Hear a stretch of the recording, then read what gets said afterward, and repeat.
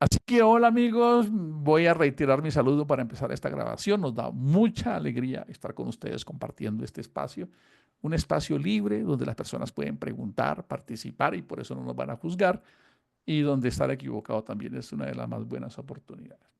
Somos la comunidad, o sea, común unidad, Generación Cristo, un grupo de buscadores, soñadores, imperfectos, pero con ganas de hacer algo. Primero por nosotros mismos, porque somos los primeros necesitados. Y después con nuestra propia vida, procurar, como lo enseñó Jesús, que brilláramos, que fuéramos luz, para que otros con esa forma de vivir quisieran ese Dios que nos permite que nosotros brillamos así. Porque a bibliazos nadie hoy cambia. No, que mire, que se va para el infierno, que el diablo, que decidió decir que si no está listo Dios lo deja. Eso, yo hablo con Dios y le digo, si usted es así, yo me quedo sin ti, porque yo no creo en ese Dios, yo creo en un Dios amoroso, yo creo en un Dios maravilloso, un Dios que me entiende, que sabe que cuáles son mis debilidades, que yo soy parte de un propósito superior, yo creo en ese Dios. Y desde que empecé a conocer ese Dios, que se lo agradezco, ahora para mí orar no es una obligación, porque el cristiano que no ora, el diablo se lo devora, o que un poco de fantasías ahí, o que si uno se consagra, entonces tiene más persecuciones. Mitos que se meten dentro de los normales. Pero bueno, esos mitos para algo han ayudado. Ahora vamos a irnos a la verdad. Solo que la verdad tiene un desafío mucho más grande y es que nos hace responsables. Y como dice una película, a veces es demasiada libertad para que la podamos sobrellevar. Pidámosle a Dios que seamos capaces de autogestionarnos y de administrar esa libertad. La Biblia, como se conoce en el lenguaje común del cristianismo, es lo que se puede llamar como las escrituras. Creo que el nombre más acertado no es la palabra de Dios, porque con eso se causa mucho daño.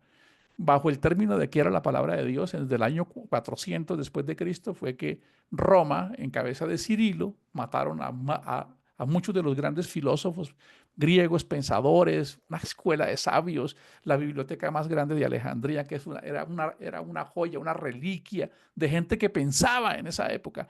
No es como dice César Vidal que el cristianismo ayudó a impulsar a que se desarrollaran las sociedades. Los verdaderos estudiosos creen que el cristianismo religioso tradicional, antes nos hizo involucionar, porque si decían que no era plana o redonda o cuadrada, la fe intervenía en eso y eso era castigado con la hoguera.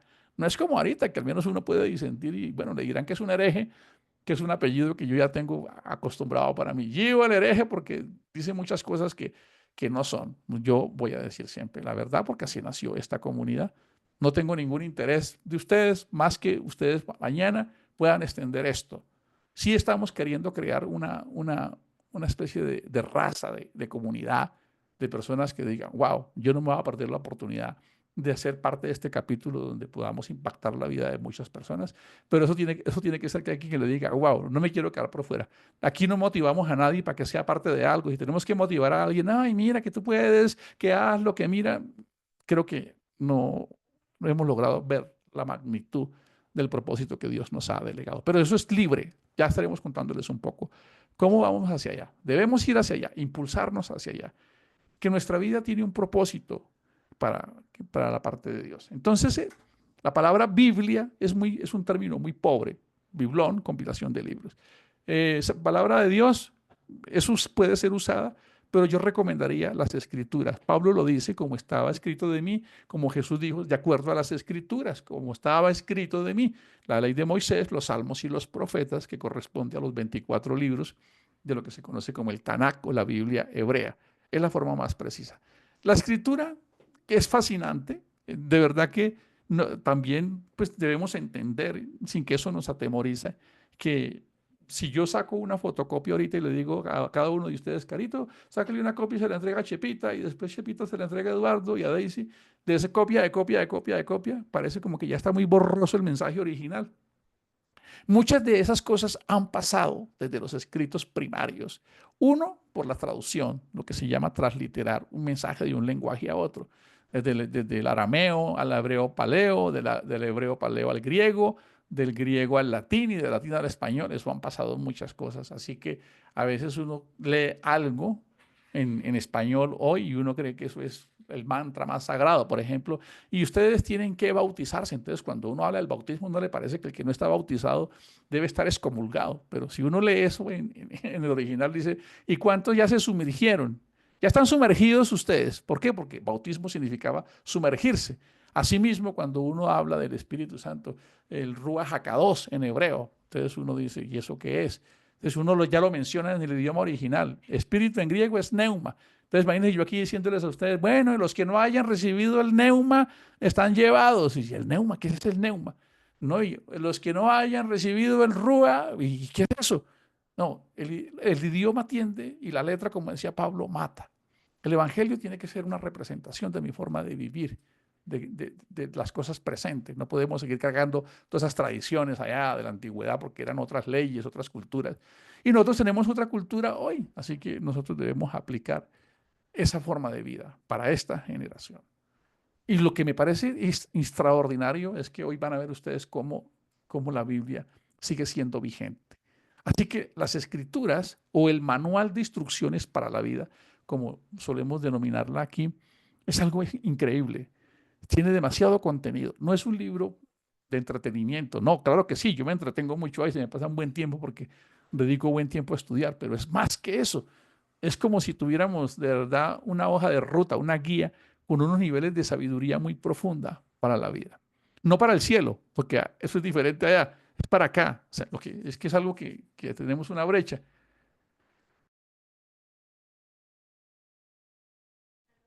Entonces, hoy vamos a estudiar nuevamente el manual de instrucciones para la vida. Vamos a hablar de un tema muy importante que está necesitando la humanidad. La humanidad está perdiendo la esperanza.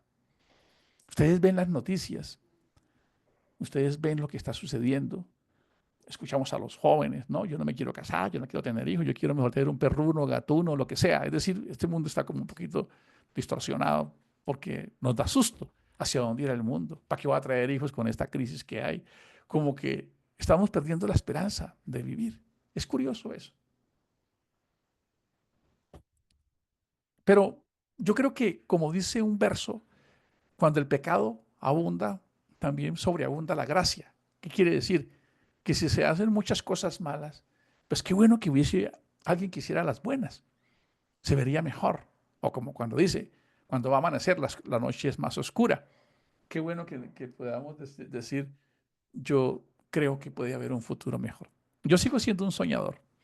Yo sueño cuando en diciembre o más o menos en 60 días vamos a tener una vigilia y después vamos a tener un ayuno. En esas vigilias, cada uno de los que hace parte de esta comunidad cuenta lo que ha pasado en su vida. No, mira, en, cuando la vez pasada que escuchamos lo que ha pasado en la vida de los que estamos acá, yo decía dentro de mí, wow, están pasando cosas maravillosas.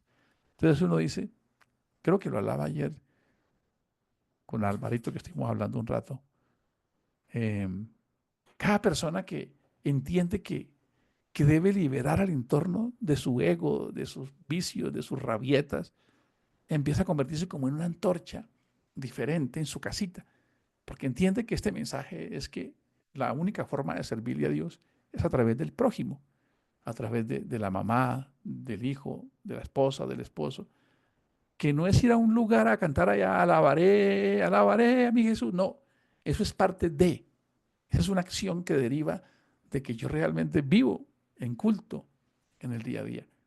He soñado con que mañana no seamos 40. ¿Qué tal si fuéramos 400 personas que nos identificáramos con este mensaje? Que creyéramos que fuimos elegidos por Dios para algo grande. Pero primero que la mejor forma de evangelizar fuera nuestra propia forma de vivir.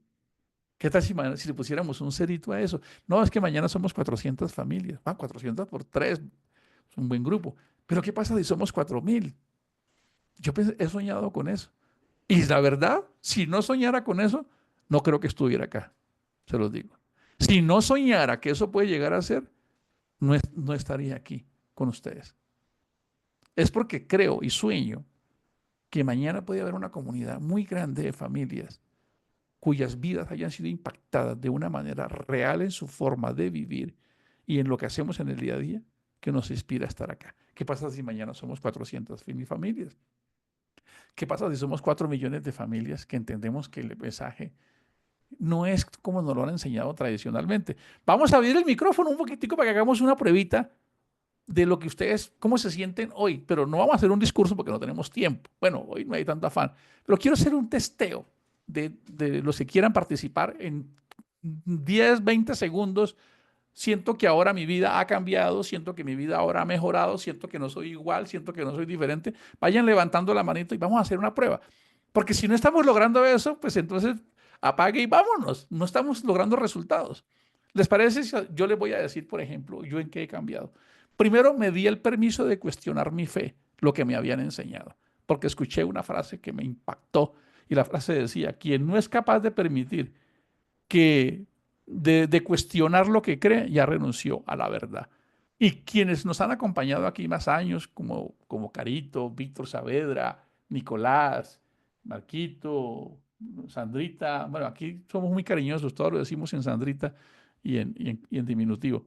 Ellos saben que lo que ahora hemos comprendido desde las primeras reuniones que hicimos ha evolucionado mucho porque no tenemos el interés de defender la interpretación de un ser humano o de una organización. Así que les voy a colocar un ejemplo. Yo les voy a decir, algunos de ustedes quizás no tienen cómo participar porque llevan poco tiempo, pero aquí hay personas que llevan 4 años, 3 años escuchando estos mensajes. Yo he recibido para mí un impacto que transformó mi vida y es que me di el permiso de cuestionar lo que creía. Y me di cuenta que la mejor forma de servirle a Dios era con los que yo tenía en casa. Micrófonos abiertos, breve, en 20 a 30 segundos. ¿Qué ha pasado en tu vida? Vamos a escucharnos. ¿Qué ha pasado? Alguien que nos diga, no, yo antes me daba la SR, ahora casi no. SR es un término que usamos aquí para decir súper rabieta en la casa. A ver, escuchamos. Empieza el contador con Víctor. 30 segundos. Te escuchamos, Víctor. Muy buenos días. Bueno, cosas maravillosas ocurren en nuestra vida todos los días y nosotros no nos hacemos conscientes. En lo que debo agradecer en este grupo y lo que he aprendido con Gio es a ser agradecido. Entonces aprendí a vivir en el amor. Vengo repitiendo la afirmación, yo amo a Dios, yo amo al prójimo y yo me amo. Todos los días la repito el mayor número de veces y eso ha causado en mí pues el amor. Segundo, he aprendido a ser agradecido y a estar en estado de dicha de agradecimiento. Entonces, si yo vivo en estado de dicha de agradecimiento, no necesito nada, porque el Señor es mi pastor, todo lo tengo. Eso es lo que he aprendido acá. Ya todo lo tengo, entonces no tengo que pedirle nada a Dios, solo agradecer. Y entre más agradezco, más me llega. Y hay un principio de riqueza que dice que es igual dar que recibir. Entonces, entre más doy, más recibo. Muchas gracias. Gracias, Gio, por todo. Que Dios te bendiga. Que Dios los bendiga a todos. De todos he aprendido mucho también. Necesitamos muchos Víctor. Miren lo que estamos preguntando. Oye, ¿qué pasa si tenemos muchas personas que empiezan a identificarse con una forma de vida? Vamos a escuchar, manos, pues, manos levantadas. Qué pena que perdí el orden. Lucía, Winston y ahora Cecilia. Pueden levantar las manos así rápidamente. No, yo ahorita creo 30 segundos. Sigamos. Muy buenos días para todos, bendiciones. Yo ahora, como decía Víctor, que ya uno no pide tanto, sino que le da gracias a Dios. Y también he aprendido a no criticar, porque yo primero criticaba mucho cuando iba a la iglesia católica o escuchaba, entonces ya ahora identifico cada prédica que escucho y entonces la comparo con las enseñanzas que he recibido. Entonces ya no hago eso. Muy Muchas bien. gracias. Pablo dije, el que robaba ya no robe más, el que mentía ya no miente más, al que peleaba ya no pelee más. Pues esa es la única forma de mostrar este evangelio. Vamos a escuchar quién seguía acá. Winston, Germán y Gloria. Muy breves, así, rapidito. Yo creo que ahorita entiendo, yo creo que ahorita cambio, yo creo que ahorita hago. Sigue Winston, Germán y Gloria. Hola, muy buenos días para todos. Bueno, desde que estamos desarrollando este estudio, me he vuelto una persona que investiga, que mira más el contexto ya para no tener pretexto y me he vuelto una persona analítica, generando una conciencia diferente, el meditar antes de actuar, pensar siempre en las reacciones que pueda tener. Entonces, vivo agradecido de eso. Hoy he generado una nueva versión de mí. Bendiciones. Muy bien. Ahorita voy a hacer una pregunta, gracias, Winston, porque le voy a decir, pero ustedes antes no eran cristianos. Entonces vayan colocando ahí cuántos años llevaban de conocer este mensaje antes de llegar a este mensaje en el que nos estamos juntando. No que trabajan para mí o que son de, no, en que juntos, porque ningún ser humano tiene iglesia. El único que tiene iglesia es Jesús. Vayan colocando ahí cuántos años llevan ustedes de haber conocido este mensaje y por qué quizás no haya pasado eso. Vamos a escuchar a Germán, Gloria, Marta Isabel, 30 segundos récord, sigan, por favor. Buenos días a todos, bendiciones. Para mí en estos días que llevo profundizando con los estudios con ustedes y con el doctor Wilson, me ha abierto la mente mucho a aprender más de la palabra, más fluido, más tangible, más del día a día, eh, a interpretar mejor la palabra bíblica y aplicarla en la vida cotidiana. Para eso me ha servido el estar con ustedes. Muy bien, estamos escuchando si pasan cosas, porque si no pasan, pues no tendría sentido. Gracias, Germán. También me pareció que había visto la manito de Aura Cecilia levantada. No sé si fue que me equivoqué. Vamos a ir, 30 segundos, tiempo récord. Gloria, muy bien por tu tiempo, Germán. Gloria, Marta Isabel. Vamos a contar qué ha venido sucediendo con lo que estamos escuchando o colocando en práctica. Buenos días, mi nombre es Gloria. La manera como yo he aplicado la palabra de Dios y lo que he enseñado es que se refleje en el hogar, con el esposo, con los hijos, los principios para poder aplicar y que los hijos vean, y todo eso tiene que tener un principios, y todo lo que uno aprenda y sea reflejado dentro del hogar. Cuando en el hogar se aplican los principios y lo que uno va aprendiendo, el genio, la parte amorosa, todo se refleja de los cambios de uno. Eso es todo lo que tengo. Y eso es todo nada más. No, acabas de decir muchas cosas grandiosas que no suelen suceder. Muy bien, Gloria, por eso vamos a escuchar a Marta Isabel. ¿Qué está pasando? ¿Qué está pasando? Porque la pregunta es, bueno, ¿y qué pasa entonces si somos 400 que empezamos a hacer así? Vamos a escuchar a Marta Isabel. Bueno, pero veo muy poquitas manos levantadas, van conduciendo, están haciendo el desayuno, ¿en qué riesgo están? Sigue, Martica. Bendecido día para todos. Para mí, conciencia clara de que los resultados que obtengo en mi vida dependen de mí, de que si quiero cambios, el cambio empieza por mí. Conciencia del día a día, de cómo reacciono, de cómo pienso, de cómo me comporto, de cómo me siento frente a las situaciones que se me presentan. Dios los bendiga, gracias. Muy bien, Marta Isabel. Bueno, mm, creo que no hay más manitos levantadas, entonces vamos a dejar. Pero ya escuchamos que están pasando cosas. Yo antes, yo aquello, yo lo otro. Es lo que queremos preguntarnos. ¿Qué pasa si empezamos a creer que sí podemos impactar este mundo con nuestra propia vida?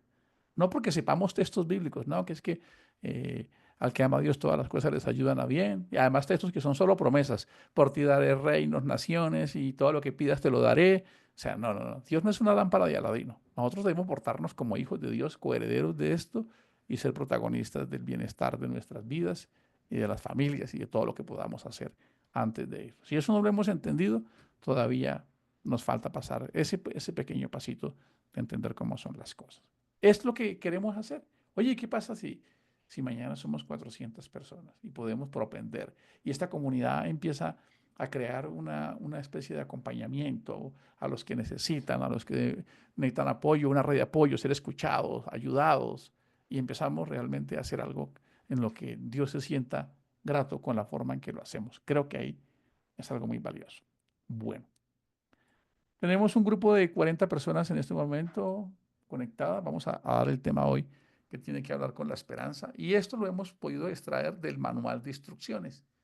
Del manual de instrucciones. Para esto quiero leerles un verso bíblico que está en el capítulo 13 a la carta que Pablo escribe a la iglesia a Corinto. Corintios 13, 8, 13. Voy a compartir la pantalla para que ustedes lo alcancen a leer. Como dice.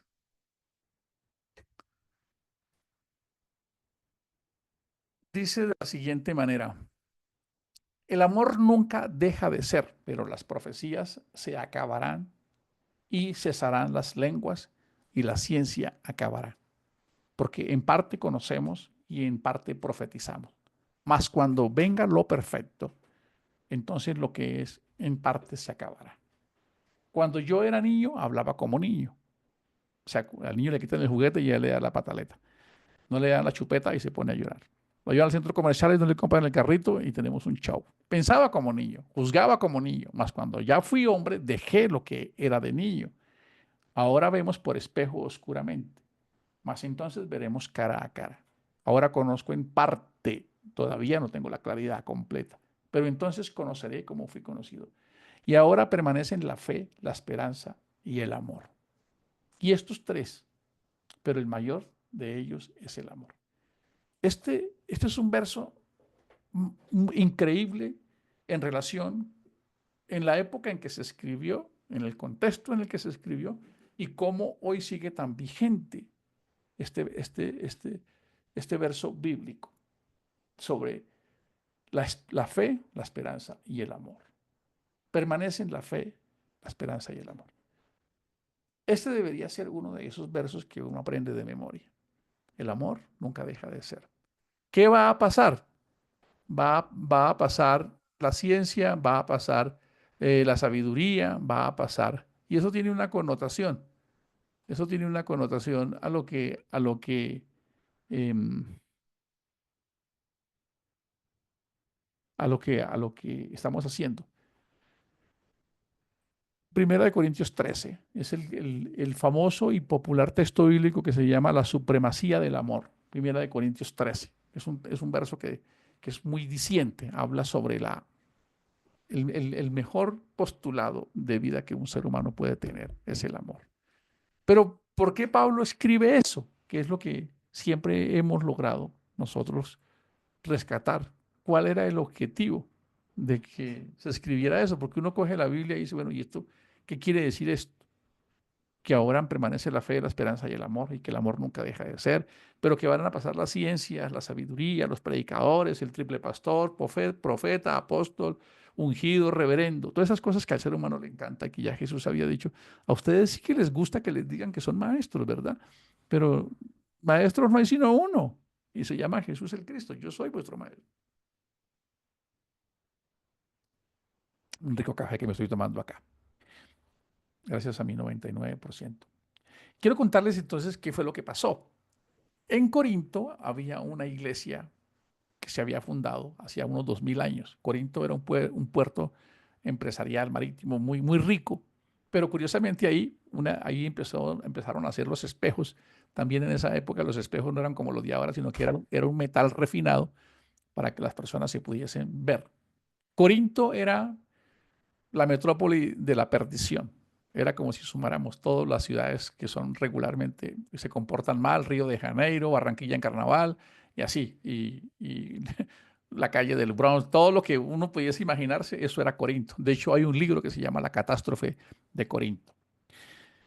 En Corinto había un templo a la diosa Diana y habían sacerdotisas que entraban en trance y también es una especie de prostitutas.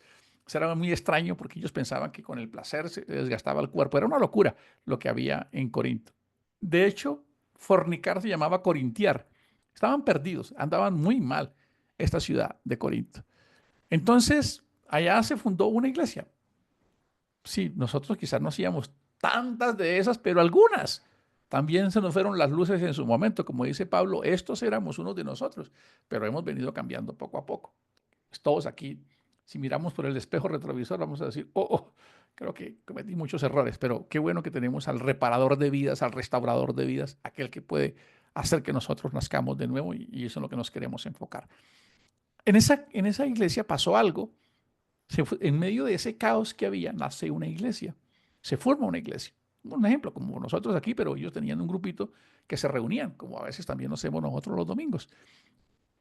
En esa iglesia se armó una especie de élite, de una casta de personas que eran más importantes que otros. ¿Y quiénes eran los importantes? Pues los que predicaban, los que se creían los maestros, los que hablaban en lenguas, en especial, escuchen eso, los que hablaban en lenguas. Allá, el que no hablara en lenguas, como muchas organizaciones hoy en día, era descalificado. Así que hablar en lenguas era el mero don. Bueno, para los que pronto quizás no conocen eso, que si nos acompaña alguien, es la doctrina de hablar en lenguas a través del Espíritu, que nació en Hechos 2 de los Apóstoles, cuando se genera la iglesia, aunque lo que sucedió en ese día no fueron palabras sin sentido, sino que fueron idiomas que se hablaron ese día para que las personas entendieran el mensaje.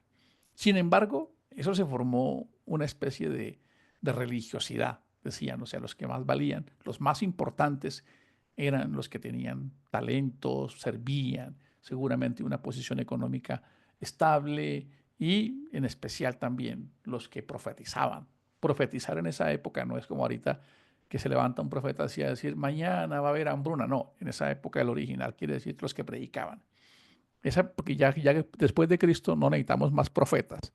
Después de que Cristo muere, las profecías quedan cumplidas en él. Ya no necesitamos ni apóstoles ni profetas.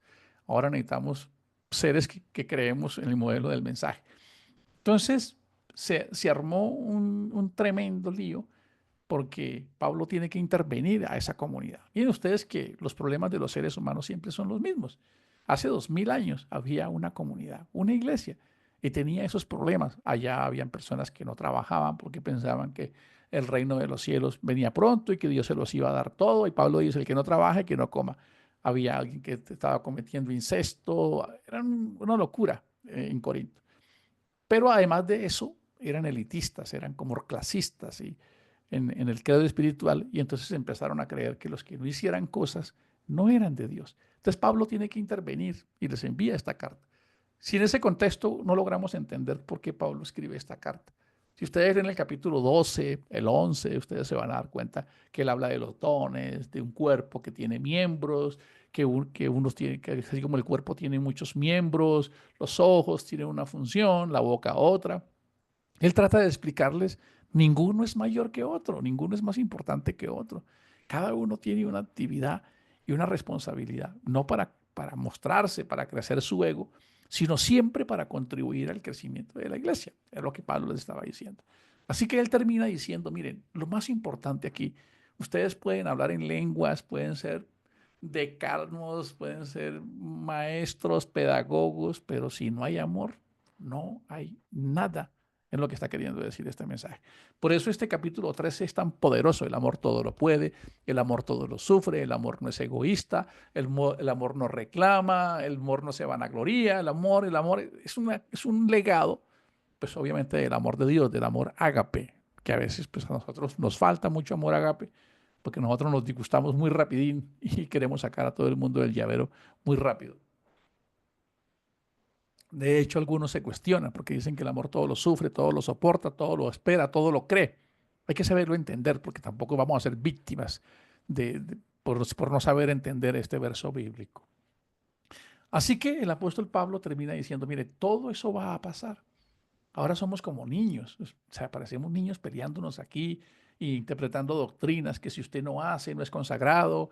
O sea, tenemos que madurar. Y Pablo toma esa analogía porque en esa época los espejos eran de metal, así que cuando se miraban se veían borrosos. Entonces, como eran tan vanidosos en Corinto, colocando ese ejemplo de que allá hacían espejos y se miraban y se veían borrosos, que no lograban ver el rostro a pesar de la vanidad, entonces él les trae eso y les dice, así ahora nosotros espiritualmente nos vemos por un espejo, borrosos, todavía no somos capaces de entender qué propósito tan grande es poder servirle a Dios, es que nuestras vidas sean unas vidas equilibradas y que podamos servir. Y termina con una joya que sigue siendo muy poderosa. Quisiera dejarles esto a todos. Es hora de que sigas teniendo esperanza. Es el mensaje de hoy. Aún hay esperanza para ti. Aún hay una voz de esperanza. No creas que todo ya está perdido. No creas que no hay razones para seguir, o que yo ya qué voy a hacer, o que qué va a hacer de mí. No, siempre hay esperanza. Aunque hay tres expresiones ahí, hoy no solo vamos a estudiar una, que es la esperanza, pero que son tres. Él dice, ahora permanecen, dice todo eso demás, cuando dice pasarán las lenguas, pasará todo lo que ellos estaban queriendo rescatar, lo que eso se llaman los carismas. O sea, todo aquello que es demostrar, no, es que como lo hace Gio, no, y Alvarito, no, y ahora Cecilia. O sea, siempre el ser humano esperando que lo aplaudieran. Entonces él dice, todos esos carismas van a pasar un día. Eso no es lo importante. Eso no es lo que va a hacer eco en la eternidad. Van a permanecer la fe, la esperanza y el amor. Y es algo muy maravilloso porque curiosamente es lo que necesita este mundo. ¿Cómo les parece? Es la necesidad. Esto se escribió hace 2000 años, pero hoy les voy a traer unas evidencias que ustedes se van a quedar atónitos con lo que vamos a ver hoy. Entonces vamos a entender un poquito qué significa esperanza. Y bueno, ya sabemos qué es la fe, ¿no? La fe es la certeza de lo que se espera, la convicción de lo que no se ve, ¿de acuerdo? Eso significa fe, como certeza y convicción de lo invisible. Pero tengan en cuenta algo, porque hay una confusión. Uno dice, ¿qué es fe y qué es esperanza? Seguramente quiero preguntarles si tienen dudas ahí, sí o no. ¿Ustedes saben diferenciar entre la fe y la esperanza? Si la saben diferenciar, coloquen sí, y si no, coloquen no, para que le demos un énfasis a eso. Entonces él dice, porque parece haber un sinónimo, pero fe y esperanza no son iguales. Entonces, él dice esto, mire, enfóquese en esto, en la fe, en la esperanza y el amor, pero sobre todo en el amor. Si tú tienes un talento, no te vanagloríes. Con amor ponlo a servicio de la comunidad porque, porque es para eso, ¿de acuerdo? Aquí nos gusta hacer preguntas para poder entender cómo aprendemos. La pregunta es, ¿tú tienes clara la diferencia entre fe y esperanza y cómo actúan? Quiero saber eso para que lo enfoquemos un poco. ¿Sí lo tengo claro o no lo tengo claro? Porque hay una confusión a veces. Y de hecho, es confuso, sí. Hay que rumiar un poquito para tratar de separarlas y darle a cada uno el toque. Creo que con la ayuda de Dios hoy lo vamos a aprender. Pero el mensaje central hoy es más que la academia, es decirte, mira, aún hay esperanza. ¿Y por qué? Porque no puedes renunciar a ella, porque cuando no hay esperanza, el cuerpo se enferma, los sueños se acaban. Es un proverbio que Salomón dijo. La esperanza no cumplida enferma el cuerpo. No, un día de esto las cosas van a cambiar. Y eso le pasaba a Israel, al pueblo de Israel. El pueblo de Israel que eran expertos en ser esclavos, tenían doctorado, postdoctorado en ser esclavos. Esclavos de Egipto, esclavos de Asiria, esclavos de Babilonia, esclavos de Grecia y Persia, de Media y Persia, esclavos de Grecia, esclavos de Roma. Cuando llega Jesús, ellos ven un hálito allá, una luz de esperanza. Jesús nos va a liberar, tenían esperanza. De hecho, si existe algo que haya sostenido al pueblo de Israel, es que tienen una esperanza inquebrantable. Lastimosamente, el cristianismo no tiene ese nivel de esperanza que tiene el pueblo judío. Los judíos tienen metido en su mente, en sus huesos, en su ADN, en cada célula, que ellos van a reinar el mundo. Hay un grupo que se llama la Gran Asamblea, que surgió más o menos en el año 400 antes de la era cristiana. Ellos dijeron, necesitamos determinar hacia dónde se va a mover el mundo. Y una enseñanza es, el Dios nuestro, ese es el Dios de todos, los demás son más pequeños y los judíos vamos a gobernar el mundo. Eso lo creen ellos. Por eso hoy en día, cuando ustedes escuchan en las noticias a hablar a Benjamín Peleandón, porque se le gusta pelear por todo, Benjamín Netanyahu, y todos estos, y todos los que están hablando, y están diciendo, no, estamos cumpliendo la Biblia. Y nosotros nos vamos a dejar matar. Y con esa interpretación, pues ya ustedes saben que se están causando mucho dolor. Pero es porque ellos tienen en la mente una idea fija. Vamos a gobernar el mundo. Ellos no lo dudan. Por eso ese puñadito de allá, que son 7 millones nada más, andan peleando con todo el mundo porque ellos se creyeron eso. Nosotros apenas hoy tenemos fe y mañana no. Y esperanza tampoco. Y si no actuamos, porque además creemos que eso es una obra de arte. Y hoy lo vamos a descubrir que no. Vamos a ver qué pasó. Bueno, estamos grabando para los que se tienen que retirar. Bueno, miren que la mayoría, pero muy poquitos, no sean tan indiferentes. A ver, ayuden que eso no... Todo lo que hacemos aquí, cuando yo hago una pregunta, es para entender e ir creando toda una escuela de formación. ¿Ustedes saben diferenciar entre lo que es esperanza y fe? Sí, si lo saben diferenciar. Y si no, pues qué bueno que coloquen no, porque eso nos da a entender, qué bien. No vamos a hacer tanto énfasis ahí porque a todos lo tienen claro, ¿de acuerdo? José Germán Palacios, sí, qué bueno, mira, me gusta mucho esa participación. Así como con eso puede que estés ahí haciendo cosas, pero si puedes estar concentrado en este tema, mucho mejor porque seguro vas a aprender algo con la ayuda de Dios. Vamos a definir qué es esperanza, ¿de acuerdo? Se los voy a leer y se los voy a colocar ahí en el chat para los que quieran rescatar esta definición de lo que es esperanza. Esperanza significa, por lo general pensamos en la esperanza como el sentimiento de que es probable que ocurra alguna cosa que deseamos. Pero a diferencia de un deseo o anhelo, escuchen esto, la esperanza en hebreo implica la expectativa de obtener lo que se desea, ya que la palabra hace referencia a un cordón o a una cuerda y viene de la raíz hebrea kabat, que significa unir, recolectar, es decir, esperar algo unido con una cuerda. Cuando yo escuché esta definición hace como unos 4 años que dimos este tema acá, me impactó positivamente. Dice, esto nos da la idea de un objeto concreto. ¿Qué significa entonces esperanza? Una cuerda tejida. Una cuerda no es solamente algo que vemos con nuestros ojos, sino es algo que podemos agarrar con nuestras manos. En otras palabras, la esperanza es algo real. Es algo a lo que podemos agarrarnos, aferrarnos. La esperanza no es algo fuera de nuestro alcance. Eso es fascinante. ¿Ven ustedes por qué cuando no hay esperanza nos derrumbamos? Quisiera ponerle un poco más de fuerza a eso. Imagínate que tú tienes un sueño o algo que quieres lograr y está en el futuro y lo tienes amarrado allá con un lazo y ese lazo llega hasta tu presente y tú vas cada día, como cuando uno se está ahogando en el río y le lanzan un lazo y se cógese de este lazo y entonces uno se está ahogando y cuando cogió el lazo entonces uno empieza poquito a poquito a acercarse a ese futuro. Eso es esperanza, es lo que quiere decir. Así que la esperanza más grande de nosotros es que un día realmente estaremos en la dimensión, regresaremos a casa, estaremos en la esencia de Dios, vamos al Génesis, volvemos a la casa matriz, por así decirlo, vamos a ser fusionados con Dios. Esa es la más grande de la esperanza. Y eso cuando lo tenemos claro, eso no nos mueve nada, porque eso Pablo decía, sea que vivamos o sea que muramos, seamos del Señor. Así que cada vez que sientas que vas a desmayar, piensa en la esperanza y mírate en el futuro, agarrado de algo firme, que te vas acercando y te vas acercando cada vez, cada día, cada paso, cada actividad te va dando esperanza. Eso es lo que realmente significa esperanza. Es algo fascinante, pero la fe, la esperanza es distinta a la fe. La esperanza, aquí va la primera diferencia. Vamos a ver si lo tenían claro. La esperanza se enfoca en el futuro y la fe se afianza en el presente. Con la fe yo creo hoy que estoy bien.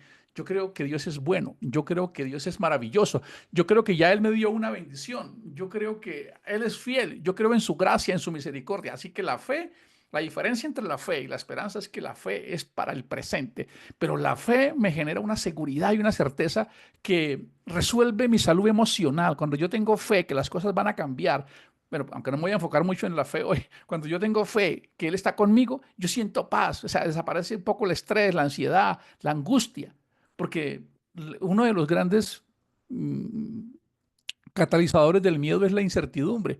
Y entre la fe y la esperanza, la incertidumbre se esfuma. ¿Por qué? Porque cuando yo me levanto cada mañana, yo no me levanté preocupado hoy, Dios mío, ¿será que Dios va a poner el sol hoy? ¿Será que hoy tendremos atmósfera? ¿Habrán mariposas, pajaritos hoy? No, nadie, ninguno de nosotros dudó eso. Así que cuando nos levantamos cada mañana, vemos esa fe vivida.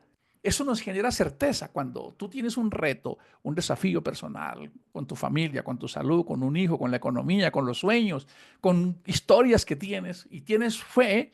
Esa fe empieza a llenar ese vaso tuyo y te genera una solvencia que hace que se disipe. Entre la fe y la esperanza es la mejor cura para la depresión y la ansiedad. ¿Cómo les parece? Es fascinante. ¿Por qué? Porque desaparece la religiosidad, que es que uno va a una iglesia para que Dios le dé cosas. No, es que ya Él nos las dio y cuando aprendemos a colocarlas en práctica, las tomamos para nuestra vida.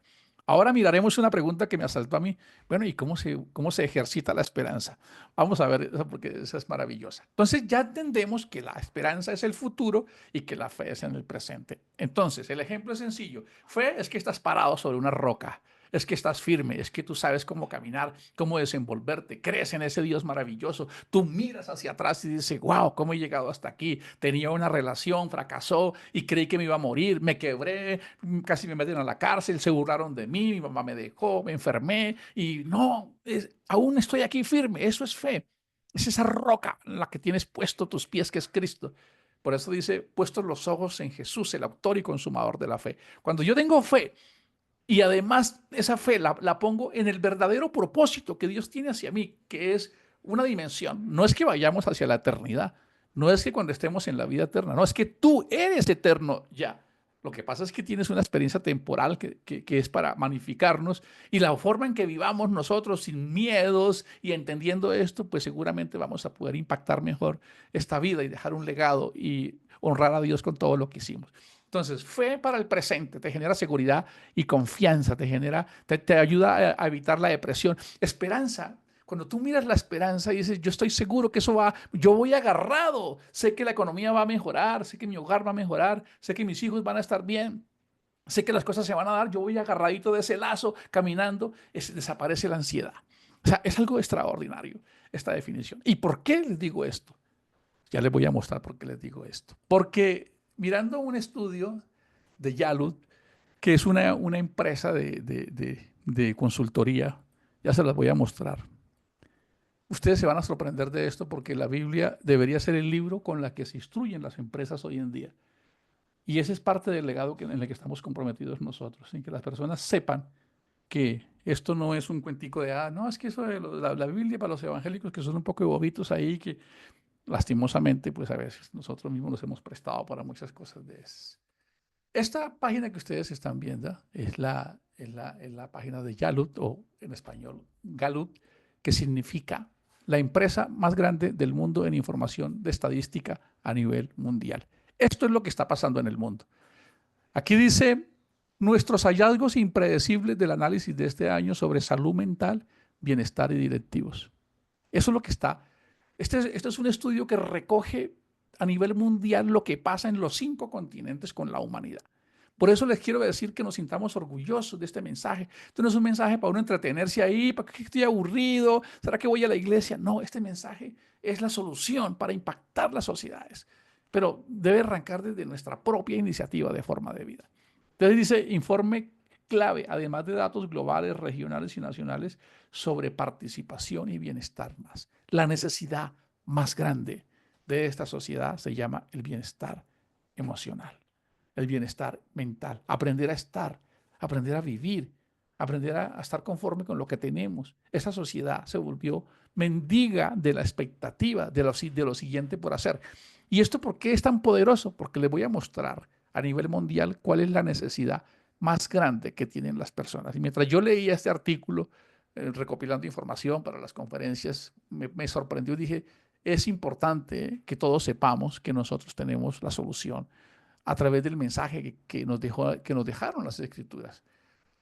En este artículo sobre liderazgo de gobierno mundial, o sea, un encuentro de gobierno mundial, se habló sobre, es un informe de liderazgo. Y la pregunta es, ¿qué quieren los seguidores? ¿Qué quieren los empleados? ¿Qué quieren? O sea, el 60% de la población mundial es empleada de alguna empresa. Y la encuesta es, ¿qué quieren ellos? Ustedes se van a sorprender realmente. ¿Qué están esperando las personas de los líderes? ¿Qué están esperando los hijos de los padres? ¿Qué están esperando los congregantes de una comunidad de quien los dirige? ¿Quién está esperando? Y se van a sorprender con esto, mira. El primer punto que necesita, mire cómo ha cambiado el mundo, y esto me sorprendió. Quiero que me ayuden colocando un sí si están viendo la pantalla.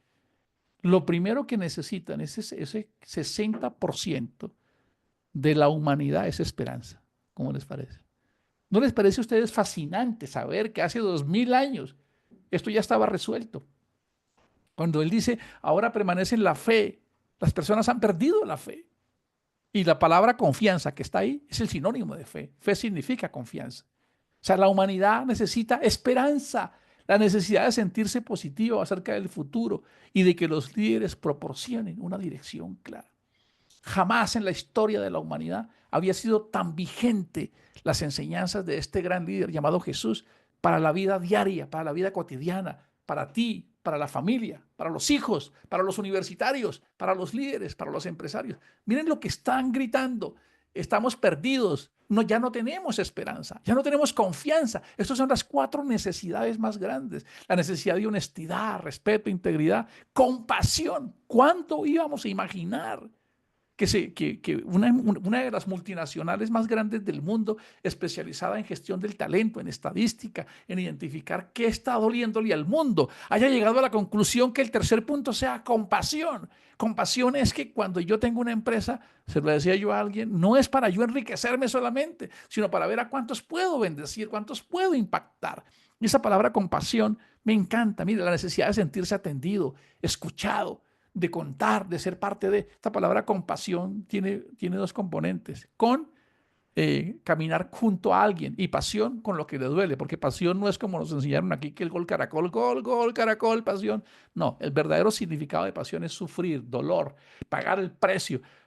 A veces creemos que pasión es porque hicimos un gol y gritamos todos fuerte. No, compasión es acompañar al que estaba caído, al que tiene dolor, a ese empleado que no sabe cómo llegar, a ese hijo, a esa esposa, a ese esposo, a ese ciudadano.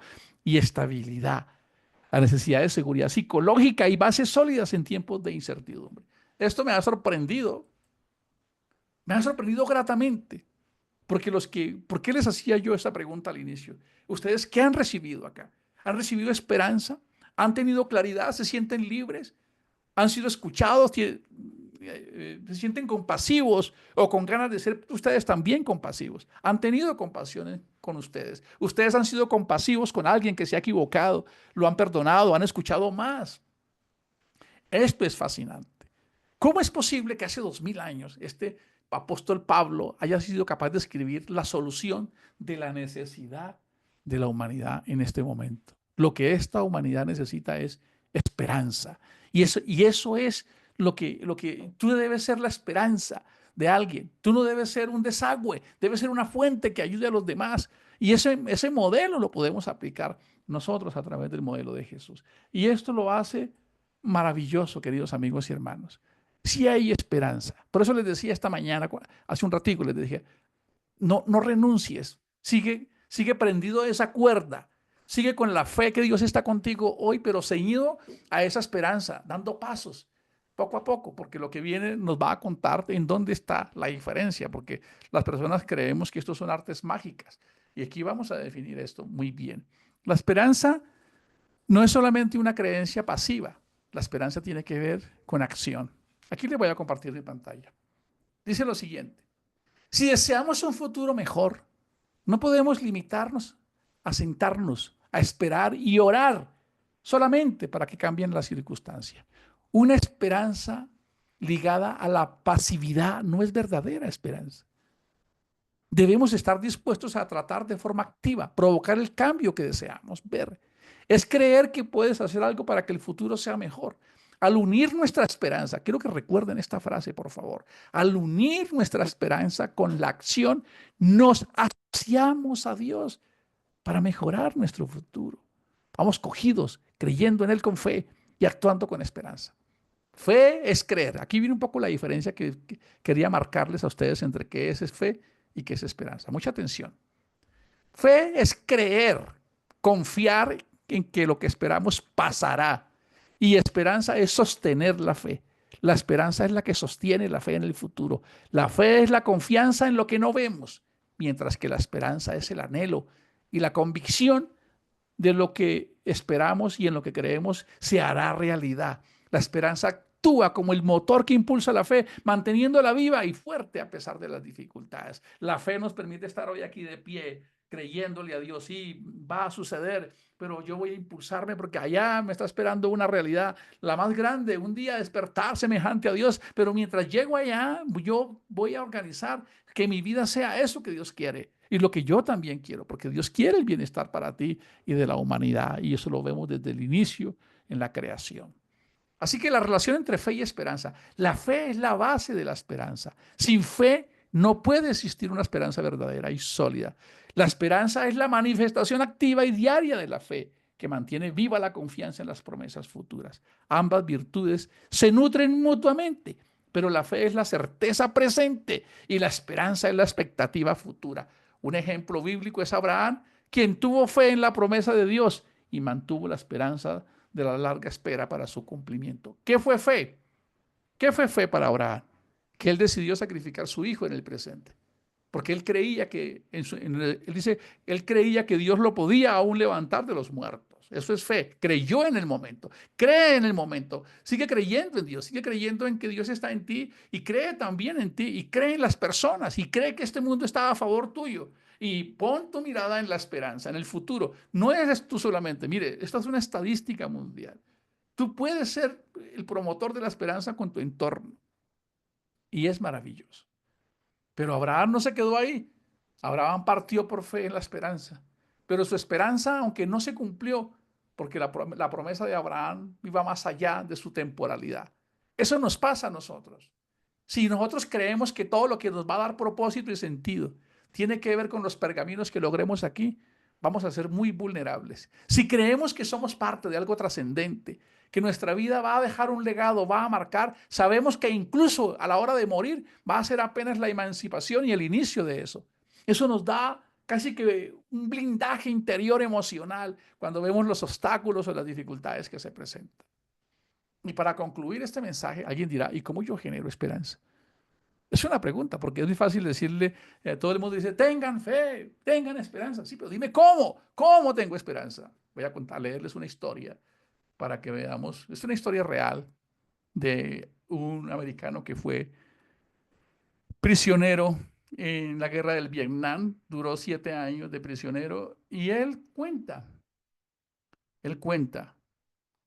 cómo él logró sobrevivir, cómo mantuvo la esperanza. Y aquí lo hemos practicado ya, aquí ya lo hemos practicado, pero se nos olvida. La esperanza no te va a llegar sola. Recuerden que la esperanza no es simplemente una concepción mental o algo del intelecto. Es una forma simbiótica entre lo que creo y entre lo que hago todos los días, caminando hacia allá, haciendo lo que está a mi alcance y lo que me corresponde a mí, haciéndome responsable de las cosas que tienen que ver conmigo. Voy a leerles un poco, voy a compartir la pantalla para que ustedes lean este artículo. Por supuesto que quienes quieran esta información siempre la van a tener. Aquí dice la historia. ¿Cómo se tiene esperanza? ¿Cómo se crea esperanza? Lastimosamente, a veces el dolor no es tan fuerte. Hay una historia de un señor que tenía un perrito y le hizo una casa. Y en la casa le quedó un clavito salido, una putica pequeñita así. Y el perrito iba y se acostaba en la casita. Y cuando se acostaba sobre el clavo empezaba, le dolía. Entonces un día llegó un amigo y lo escuchó y le dijo, Pep, ¿y tu perrito por qué aúlla ahí? Digo, es que hay un clavo que medio le duele. O sea, está salido un poquito y medio le duele. Le duele para aullar, pero no lo suficiente para pararse. Quiero que te quedes con eso. ¿A ti te duele lo suficiente para aullar, pero no lo suficiente para pararte? ¿Qué quiere decir eso? Que a veces la enorme levedad del ser, que a veces la incapacidad de sobreponernos a nosotros, que es el gran reto, el gran desafío de entender que la meta somos nosotros y que ese es el gran desafío, aprender a conducirnos en esas conversaciones internas, esos teatros, esos miedos que tenemos que son muy tan afines en esta sociedad.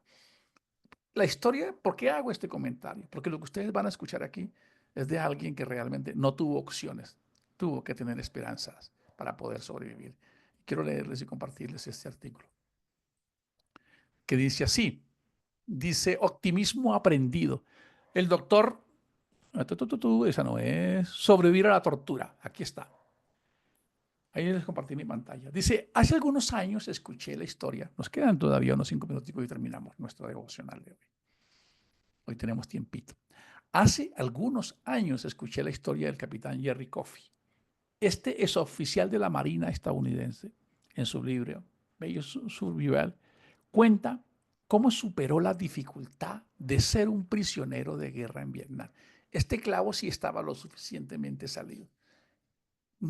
Hay clavos que no duelen tanto, ya nos acostumbramos a convivir con cosas y las vamos dejando ahí y se nos fueron los años y no lo arreglamos, no lo superamos. Este clavo sí estaba salido porque no tenía opciones, fue prisionero en un campo de guerra. A sus 32 años cayó preso y se mantuvo encerrado durante 7 años y 9 días. Escuchen ustedes, en un campo sometido a vejámenes, al agua, al sol, acurrucado, en una situación difícil. Bueno, algunas celdas no eran tan grandes y creo que esta no, porque él nos cuenta una historia que dice, lo asignaron a una celda muy pequeña y no tenía comunicación directa con otros presos. Pese a ello, Estos desarrollaron un ingenioso método para expresar letras, palabras y frases mediante pequeños golpes en la pared de la celda. Tras su liberación en 1973, los prisioneros intentaron readaptarse a la vida. Es decir, cuando ya después de 7 años termina la guerra, muchos de ellos salieron libres. Pero miren lo que pasó con algunos. Entre muchos de los prisioneros que habían compartido la misma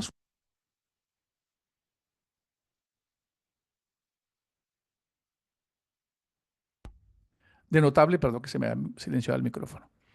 Hubo ciertos casos de notable fracaso a la hora de reinsertarse. Unos acabaron deprimidos, otros en hospitales psiquiátricos y otros tristemente cometieron suicidio. Jerry Coffey, en cambio, se entregó a labores, es decir, aquí estamos hablando post-cautiverio, aquí ya lo hayan liberado. Él nos va a enseñar cómo se genera esperanza. Ya lo vamos a ver. ¿Cómo generó esperanza para no morir? Entonces dice que hizo una carrera en ciencias políticas, es autor de libros y es un conferencista muy popular. La gran pregunta es, ¿por qué la suerte de estos hombres fue tan diferente después de la liberación? ¿Qué fue? ¿Qué fue lo que pasó? Fue sencillo. Y es que unos dejaron que la esperanza fuera algo del azar y no que la esperanza fuera algo que pudiéramos construir. ¿En qué se diferencia la estadía de Coffey en su calabozo a lo de sus vecinos? Aquí empieza la primera, el control del estado interno. Esto lo hemos repetido muchas veces aquí, de otras maneras, pero hoy, si queremos ejercitar la esperanza, si queremos ejercitar el amor y la fe, debe suceder algo y no simplemente una concepción de que por obra y gracia del Espíritu Santo nos va a suceder. Miren lo que dice. Voy a ahorrarme unos términos hebreos acá. Dice lo siguiente. Enseña que cada persona tiene el poder de activar la energía interna que lo mantiene sano. Cada ser humano puede autogestionarse. El fuego y la emoción interna se genera gracias al movimiento externo. Una persona tiene el control y la independencia. Escuchen esto, por favor. Una persona, estamos hablando de sabiduría pura, de psiquiatría, de psicología. El fuego y la emoción interna se genera gracias al movimiento externo. La acción cura el miedo y detrás está el premio. Una persona tiene el control y la independencia para crear su estado de ánimo. Las personas no están enfermas mentalmente. Es uno de los 2 libros que estoy pesquisando y que les contaría un poco. Una persona tiene el control y la independencia para crear su estado de ánimo. ¿Para bien o para mal? ¿Cómo les parece? ¿Para bien o para mal? El control y la independencia. El capitán Coffey, curiosamente, comprendía esta realidad y en su historia cuenta cómo puso en práctica algunas rutinas que lo ayudaron a mantenerse lúcido y a esperanza. A continuación, los principales que expone Rangel y que también se ven en la historia de Coffey. Es decir, él nos va a contar cómo hizo para tener esperanza. Alimenta el pensamiento. Esto ya lo hemos hecho acá. El capitán Coffey todos los días se estimulaba a sí mismo a través de su pensamiento. Es importante notar que el pensamiento es un mecanismo que funciona de forma instintiva, es decir, para dirigir y alimentar el pensamiento de forma positiva es indispensable tomar conciencia y asumir la responsabilidad de llenarse de ideas optimistas. Léanlo en Filipenses 4:8. Dice, si existen cosas buenas que les hayan pasado, elijan pensar en ellas porque van a sustituir la fractura emocional. Eso está en Filipenses 4:8. Parece irracional dar ese salto de fe, ¿verdad? Pues un preso de guerra, tú no estás en un campo de concentración. ¿Cómo? Él no tenía opciones, pero él lo dice acá. Pues un preso de guerra desconoce si saldrá o no vivo de ahí. Y sin embargo, esa irracionalidad, escuchen, eso es fe. ¿Qué significa irracionalidad? Que tú crees que no va a suceder. No va a suceder. Es imposible. No van a mejorar. Esa irracionalidad es la que es reemplazada por la fe. Pero mantuvo al capitán Coffey en un estado de cordura y equilibrio frente a su difícil situación. Y eso fue la base del éxito tras la liberación. Aquí estaba alimentando el pensamiento. ¿Cuál fue la otra técnica que utilizó para construir esperanza? Mientras estaba preso, el capitán Coffey hablaba consigo mismo para darse ánimo y convencerse de que pronto estaría mejor. Hablaba con su esposa. Él allá decía, oye, mi amor, ¿cómo estás? ¿Cómo te ha ido? Hola, Ángel Camilo. O sea, creaba su realidad. Esto fue lo que Jesús dijo, cuando ustedes oren, pidan y actúen como si ya hubiesen recibido. ¿Cómo les parece? Hablaba con sus esposas y cómo no, también hablaba con Dios. Cuenta que estas conversaciones le causaban mucho alivio y lo ayudaban a mantenerse sereno. Recordemos que estaba solo dentro de una celda y que no tenía forma de saber cuál sería su destino. Tercero, la acción. La acción corporal es el motor de la emoción interna. Por favor, recordemos esto. La acción corporal es el motor de la emoción interna. Esto lo entendía el capitán Coffey. Por eso se mantenía físicamente activo en su celda. Si a veces nos quedamos ahí, ya no me quiero mover, no quiero salir, hay que salir a caminar, hay que salir a llevar la hoja de vida, hay que salir a hacer deporte, hay que salir a soñar, hay que salir a visitar a un amigo, hay que romper esa inercia, hay que actuar en consecuencia de. Mira lo que dice esto. En su celda se mantenía físicamente activo, hacía flexiones y abdominales, saltaba e incluso hacía cortas corridas en ese pequeño espacio. La actividad corporal lo mantenía vivo y aceleraba su metabolismo. Obviamente, esto es verdad también en el mundo emocional y espiritual. Una persona que está activa y nutre su sabiduría se siente útil y estimula sus sentidos. Una cita del Talmud dice, Dios le otorga sabiduría a quien ya tiene sabiduría. Pero el rey Salomón dijo, instruye al sabio y se hará más sabio. Por lo tanto, la actividad física y espiritual pone en función un ciclo virtuoso de energía y vitalidad. Qué curioso que una organización se dedique a identificar cuál es la necesidad más grande del mundo, que sea la esperanza. Qué curioso que hace 2000 años nuestro pedagogo de la vida, el maestro del amor, el mejor neuropsicólogo que ha existido, Jesús el Cristo, formó a alguien llamado Pablo, y Pablo llega y nos trae que lo que va a permanecer es la fe, la esperanza y el amor. Y que la esperanza, Proverbios lo dice, si tú no tienes esperanza ya te estás muriendo. Es como cuando la tropa pierde el estado de ánimo, pierde la fuerza, la moral. Es hora de que recobremos la esperanza, pero no te va a llegar la esperanza acostado en tu cama, ni en el sillón, ni viendo televisión. Debes empezar a actuar, como ya lo hemos dicho, a conversarte. Cuando los que han visto el video de las 4 grandes de las fuerzas especiales, que se los he compartido, que muchos lo han visto, somos nosotros, tenemos la capacidad de crear nuestra realidad. Porque le decimos, bueno, ten fe. Bueno, pero ¿y cómo tengo fe? Cambia la actitud, pero ¿cómo cambio la actitud? Ten esperanza. ¿Cómo tienes esperanza? Entra en acción con fe y pone en práctica los talentos, tu mente, tus pensamientos, tus conversaciones y tus acciones para que la esperanza se fortalezca. El resultado le corresponde a Dios. Bendiciones.